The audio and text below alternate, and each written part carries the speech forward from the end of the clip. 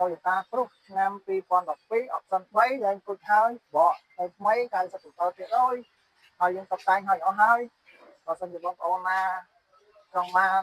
Toyota Cruz តម្លៃល្អបងប្អូនអាចឆាតមក Telegram ខ្ញុំបានទៅប្រាក់តែមានលេខ099 6 ដង8ចិត្តគាត់093 6 ដង8ចិត្តគាត់ហើយ066 6 ដង8ចិត្តគាត់បាទ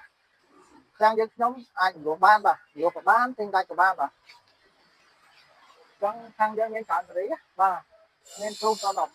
012ហើយមាន Mazda មាន330មាន Highlander 330 Camry រូបនេះ option 3 solar បាទ12ដែរហើយមាន Yaris បាទមានខายមាន RX 35016Camry 012 XLE Hybrid បាទនេះ450X